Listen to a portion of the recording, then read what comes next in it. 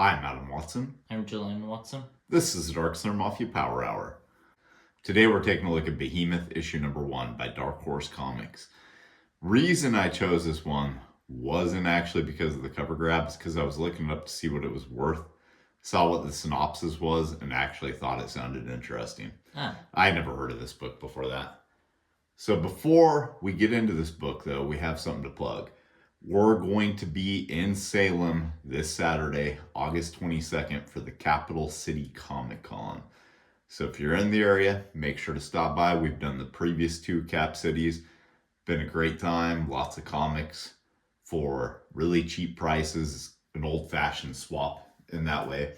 We're going to have comics mainstream stuff, Dark Slayer comic stuff, plus a few boxes full of dollar comics. This is written by Grant Sputor, I'm guessing, and Ryan Engel. Art and colors by Jay Martin. Letters by Frank. I'm not going to try to pronounce the last name on that one. So it starts off with a fishing ship outside of Nova Scotia, where one of the crew members sees something that seems way too big, and the captain mistakes it for being an American fishing boat passing them by that's just taking up everything in the ocean. That does seem like true to me. Yeah. That's not what the crew member's talking about, though. Turns out there's a big-ass Godzilla-like beast under the ocean floor that decides to come up and just rip the American fishing boat to shreds. That looks fucking cool. Yeah. That is a damn good double-page splash. The only thing that's sad about it all is whoever did the production design on it, or the printer, one of the two, fucked up and didn't marry the 2 pages together properly. Oh. Because you see the white line. Yeah.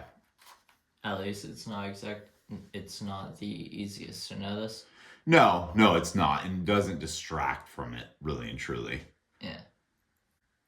So then we get introduced to who I'm just going to say is the main character of this story. Seems to be, anyway.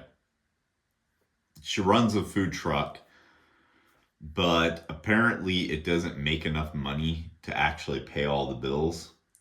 Goes to start it to drive to her second job, and the damn thing won't start. Luckily, she seems to be tight with the tow truck driver, which I guess you would be if you're constantly having to get your vehicle towed, right? Yeah. It looks like she works at some sort of Amazon type place. Quick Pro fulfillment. I don't know. Looks like an Amazon warehouse to me. Yeah. It's a good double-page spread. But if anything, it just shows the monotony of this lady's life to me. Yeah. And then we're introduced to the cop in the story, who I'm not completely positive if he's just a throwaway character we're only going to see once, or if this is actually going to, recur. But apparently all the fish are just jumping out of the ocean on their own, running away from something to the point that they're just killing themselves by landing on shore. That's fucked up. Yeah. Meanwhile, all the ocean waters are overtaking Manhattan.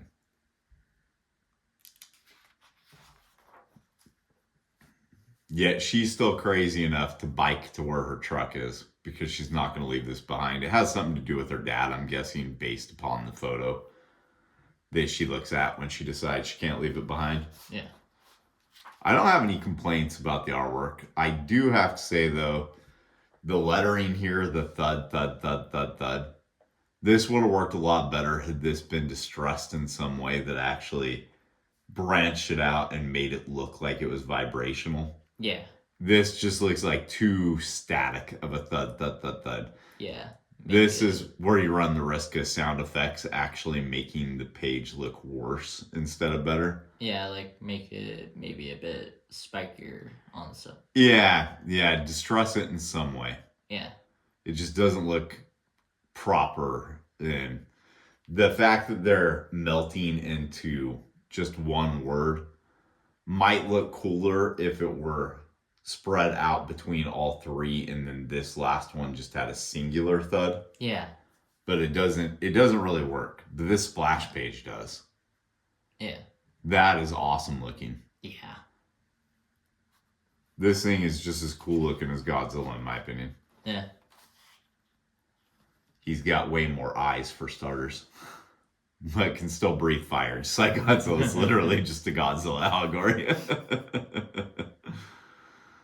So obviously, these people are going to take off when they see this giant ass beast, right? But what do? You try to get in something for cover, right? Which leads all these people to get on a bus. I don't know that that's what I would do, but it's what they did. Better than running on foot, I guess. I agree. Yeah, to a degree. I don't know. On foot, you can actually get around buildings and it might take them a minute at least to destroy. Yeah. The bus, you're kind of stuck to whatever the roads are and however many cars are in front of you. I mean, granted, the bus could push through, but that's going to take time, you know? Yeah. Yeah, so this thing does what Godzilla's do and just starts fucking up everything. I know I should be calling it a kaiju, but come on, it's Godzilla. The military's already there, but they're not going to do shit in this story. At least not in this part of it. So everybody's feeling pretty safe on the bus, which is really stupid of them. Apparently, they don't actually have kaiju movies in this world, I guess. It's kind of like how in The Walking Dead, they never actually refer to the zombies as zombies. Yeah. Yeah. So it decides to destroy the bridge and just for fun grabs a bus. So this is the point where I'm like, maybe this isn't actually Godzilla. Maybe this is Lizzie from Rampage. Because it decides to eat the bus. And that looks awesome. Yeah. The sound effects still I could do without. I don't think they're particularly well done. No. They don't really add a whole lot. And yeah, I get why people use sound effects, but a lot of times in comics, they're completely unnecessary. Yeah. So she's the first to wake up inside the bus. She wakes up Manny, her friend, the tow truck driver. And at long last, they wonder, just where the hell are they? They're stuck in the belly of this Godzilla thing. So I gotta say, overall, I love this. Yeah. I didn't know if I was gonna like this at all. Oh, the back cover also looks really good. Yeah. I didn't know if I was gonna like this at all, but I actually ended up loving it.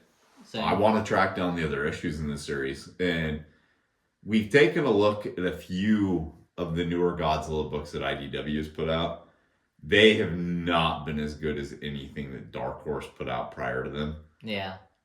Maybe they should have actually just pitched this to IDW and done as Godzilla, but because then the story might have got a little bit more promotion behind it. Yeah. Since, you know, like it already tied into Godzilla, but maybe IDW would have said no, I got no idea. Yeah. Whatever the case, I know that I enjoyed this Godzilla story more than any of the official Godzilla stories. You got anything else? No. All right, let's go make some comics. We didn't create the comics that were featured in today's episode, but we did create these. Check out Ghost Assassin in the Cards and the Chihuahua Who Flew Away mini comic, both of which were written by me. The Chihuahua Who Flew Away was illustrated by me.